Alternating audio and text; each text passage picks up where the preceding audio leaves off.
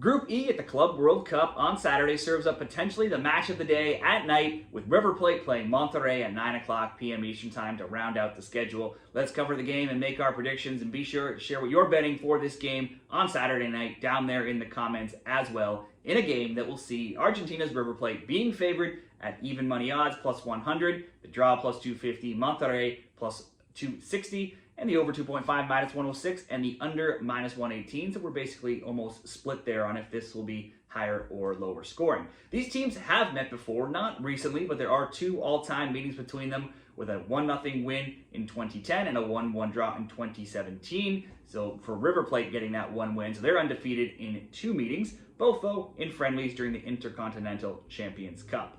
For River Plate, they saw goals in the 12th, the 48th, and the 73rd minutes from Facundo Colito, Sebastian Driussi, and Maximiliano Meza, and they went on to beat the Urawa Red Diamonds 3-1 on Matchday 1, only conceding a goal through a second-half penalty. They led in possession 59%, shots 13-9. Urawa, though, did have more shots on target at 6-5. It wasn't all positive, though, as one of those goal scorers, Driussi, suffered an ankle injury, could be set to be replaced by Miguel Borja. Midfielder Enzo Perez also went off at halftime. River Plate technically in the off-season here before the Clausura kicks off next month. Last season in the Apertura, they were second in Group B at 8-7-1, scoring 21 goals and allowing 9. That put them 4 points back of first place Rosario Central. They reached the quarterfinals, drew Platense 1-1, and went on to lose in PKs. That was their first loss in 14 games and only their second loss all year across 24 games. Now, considering that one loss came in PKs, they're currently undefeated in regulation, going all the way back to March 1st. That's now a run of 17 games after they got the win on Matchday 1 in this tournament. In the Libertadores, they topped Group B, undefeated, 3-3-0. They scored 13, conceded just 7 in those 6 games. That sets up a trip to the round of 16. River Plate, right now, they only have 1 clean sheet in 9 games. However, scoring-wise, they've now scored 3, 1, 1, 6, 3, 3, 4, 2, 2, and 3 goals in their most recent games. Naturally, bets on both teams to score have been strong, going 8-1. In league play, Miguel Borja led the way so far with 5 goals, followed by Facundo Colito with 4.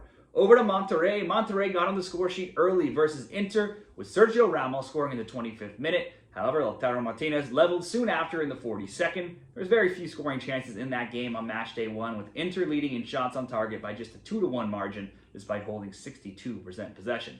Monterrey is technically in the offseason as well, waiting for the start of the Apertura in Mexico.